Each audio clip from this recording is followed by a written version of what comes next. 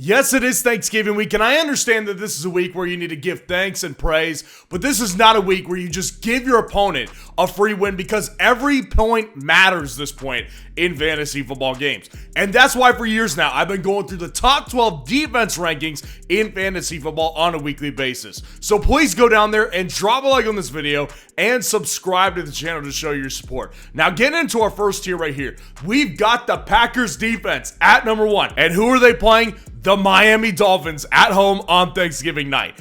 People will go crazy seeing the Packers here at number 1 taking on the Dolphins. They've been fantastic, actually, offensively since the moment that Tua came back into the lineup. How on earth are the Packers defense here at number 1? Well, here's the deal. The Packers defense has been mostly great in fantasy football this year. They did have a bad couple of games coming out of their bye week over the last some weeks, but then they came back, rebounded against the 49ers without Brock Purdy. They just had a good week they're coming off of. They have 22 total takeaways this year. Now, again, the Dolphins offense has been awesome since the moment that Tua Tagovailoa came back into the lineup. But here's the thing. I've been talking about this actually for the better part of a week now. Tua is a different quarterback when it comes to bad weather, cold weather games in football. Tua above like 40, 50 degrees, he's actually a pretty solid quarterback, like Pro Bowl level quarterback. The moment it gets under 40 degrees, he is 0-7 in under 40 degree temperature weather. And what is the temperature looking like on Green Bay? On Thanksgiving night, it is going to be a 20 degree game with a wind chill of 18. This is a brutally cold game with a certain percentage chance of snow. This is not a good game for the Dolphins. It's a great game for the Packers because they obviously play in this weather basically the second half of the year, every single year. I love the Packers this week to upset the Dolphins in a massive way, and I love the defense at number 1 this week. And at number 2, I've got the Lions defense versus Chicago, also on Thanksgiving Day as well. Now with the Lions defense, their defense has been awesome. Like, they're smothering people. They have 23 total takeaways. The way that defense is playing right now, without Aiden Hutchinson, ironically, since the moment they lost him, their defense has completely flipped a switch in fantasy football. And Chicago, the one thing about the Chicago Bears is their offense only has 9 giveaways this year. Like, even with Shane Waldron, they weren't really turning the ball over that much. But ever since Shane Waldron left, their offense has unquestionably looked better. So, the Lions here, I guess, are a little bit uncomfortable, but just the way the Lions are steamrolling everybody they play, I don't care, ultimately what the matchup is right now, unless they're taking on another top-tier team. And guess what? The Bears are not a top-tier team. Yes, they've been giving much better efforts offensively, but they're still not a top-tier team. So in Detroit, on Thanksgiving, where the Lions always want to put up a good show on Thanksgiving, I like the Lions this week defensively.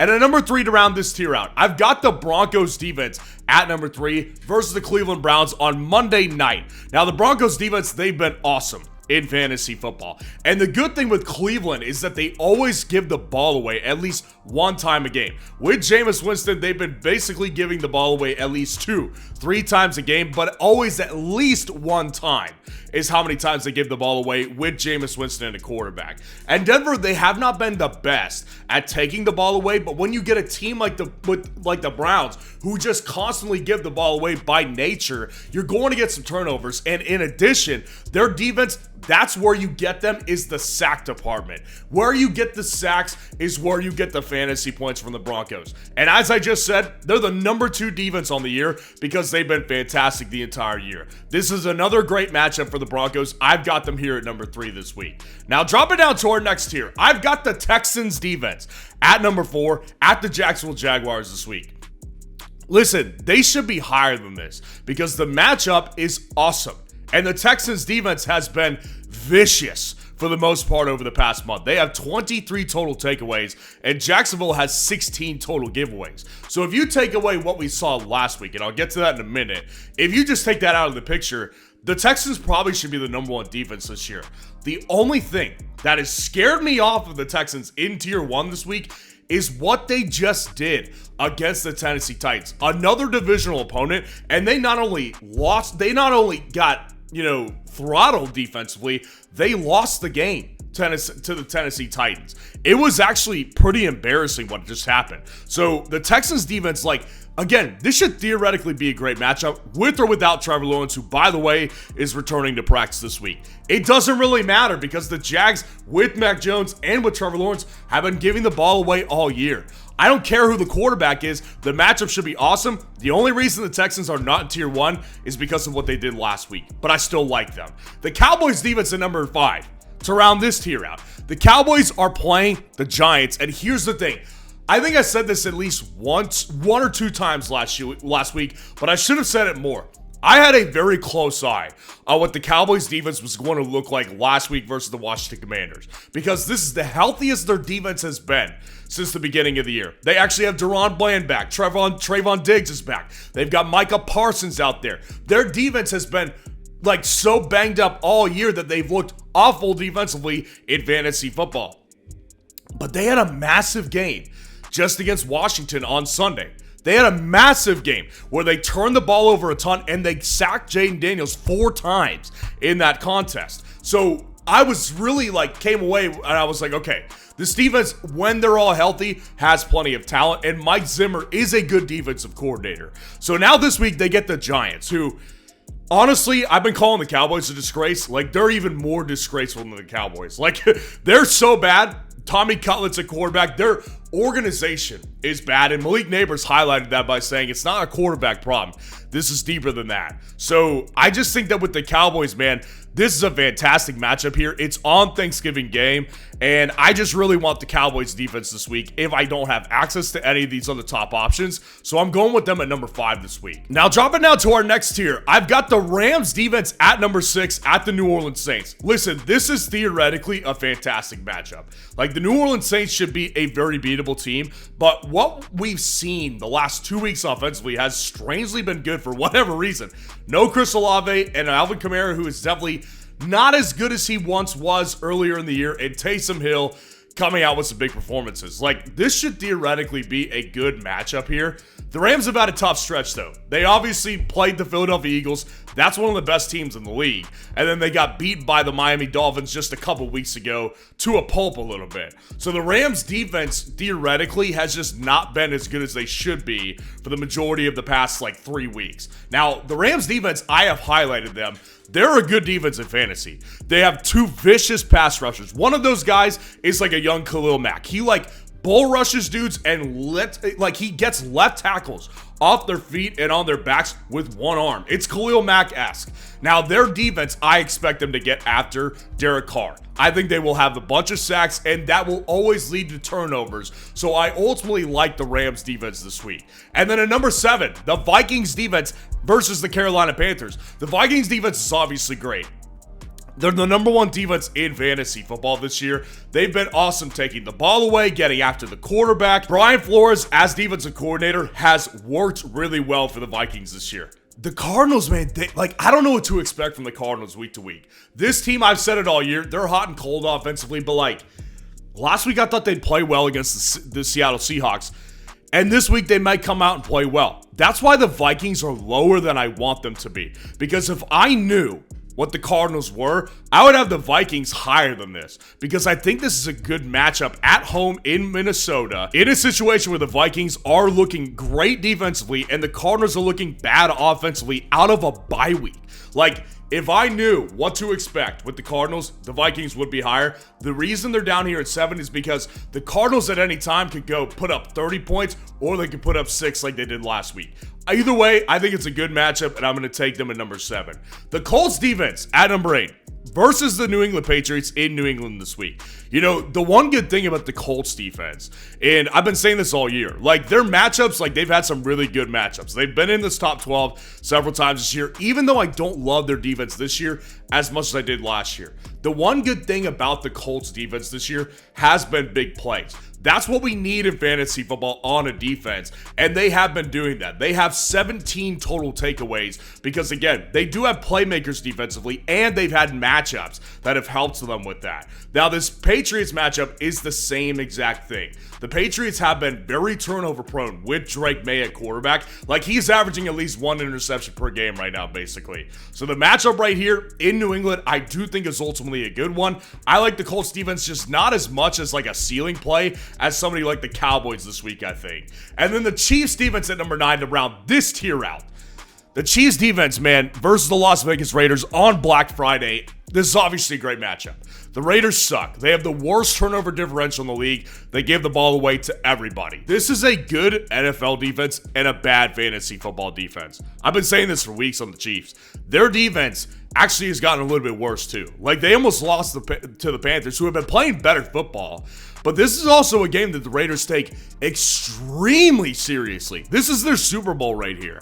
So if you expect the Raiders to come out here and lay an egg, you're kidding yourself. Now, ultimately, I like the Chiefs enough to be inside the top 10 because this matchup, like, the Raiders are just that bad. Like, that's how bad they are. So even if they'll, like, put up the best effort all year, I still expect them to lose this game and the Chiefs to be a decent play. Gardner Minshew is out, so that means they're either riding with Desmond Ridder or Aiden O'Connell coming off the injured reserve. Either way, I think the Chiefs defense will be good, but this is an unpredictable game. The most predictable part of this game is going to be Patrick Mahomes' projection this week on Underdog because it's at 0.5 total yards. So if you're a new customer and you hit the higher on this one, you're basically winning free money this week. And if you want to take advantage of it, just go down there in the comments and grab the link that's there and use code FFN to sign up for Underdog. When you hit the higher on the sweat-free Patrick Mahomes pick this week, they'll match your first deposit 50% up to $1,000 in bonus cash. Now, dropping down to our last tier, the Bills defense versus the San Francisco 49ers. This is another unpredictable matchup. The Bills have the best turnover differential in the entire league right now, though. They're also coming out of a bye week, and their defense is totally boom or bust. They're like Mike Tyson back in the day. Like, he'd either knock you out right away, or they would just kind of like, he would get kind of worn down and eventually lose. Like, the Bills defense is a really good one in fantasy sometimes, but there's also games where they just come out and lay an egg. Now, ultimately, what's going to happen here is I expect Brock Purdy to play. That's why they're down here at 10. But the reason they're still inside the top 10 is because the 49ers have actually turned the ball over a lot. I've said it a bunch. This is the year from hell for the San Francisco 49ers. And imagine if Brock doesn't play. Bills are immediately a top 3 defense if Brock doesn't play because they won't put up points and they'll turn the ball over. Either way, I do see the Bills taking the ball away a couple times, even if the 49ers put up 24 or 27 points with Brock Purdy. And then at number 11, the Commanders defense versus the Tennessee Titans. Last week, I said it afterwards, and I think that Will Levis played the game of his life against the Houston Texans. He actually looked like a competent NFL quarterback, and that's saying a lot because Will Levis has been mostly bad. Do I count on him to do it again this week? No. That's why I got the Commanders here inside the top 12. And the Commanders defense, for example, they've actually been getting a lot worse. Like, their team has been getting a lot worse. They just like put up a massive stinker against a divisional opponent with the Dallas Cowboys. But with Tennessee at home in Washington this week, I do think that I like their potential to bounce back in coordination with Will Levis just not being able to sustain 2 good games in fantasy football. And then rounding it all out, the Seahawks defense at number 12 at the New York Jets. Here's the deal with this one. I actually think that a lot of people will be arguing, why are they not higher this week? You know, in a normal week, if this was in Seattle, for example, I think the Seahawks would be a top 10 defense. But the Seahawks, there's multiple issues with this one. Number one, the Seahawks have been so inconsistent defensively this year. They just put up a good one against the Cardinals, but the whole season they've been inconsistent. They can either get you a big game or they can get you negative points. They're kind of like the Cardinals are in a lot of ways. And this one is across the country in New York, and the Jets are coming off a bye. Ultimately, what keeps them inside the top 12 this week is that the Jets are so dysfunctional. They're like weeks away, looks like, from benching Aaron Rodgers outright. Like, their team is a total disaster right now. Nobody likes them, and I do think that the Seahawks ultimately are a top 12 play this week. And as I do at the end of every single rankings video, I give you my favorite defense to pick up in advance for next week if you have the roster space to do it. Now, this defense definitely should be widely available on waivers this week, and I think that their matchup next week week is just too good to overlook. Right now, I'm targeting teams that are playing the Giants, and the Saints get that privilege next week. Now, obviously, the Saints are not a prize themselves. The Saints defense has been a mixed bag this year. They started off pretty good, then they've had a really bad stretch, but ultimately, they're not as disgraceful as the Giants are. The Giants are an utter disaster this year offensively, and it's only getting worse with time because they chose to go with Tommy DeVito over Drew Lock. This team is in shambles. I ultimately am targeting teams that are playing the Giants, and that's why the Saints are a good pickup this week. So let me know how your lineup is looking for Thanksgiving weekend. If you want to see the top 30 wide receiver rankings for this week, click on this video right here.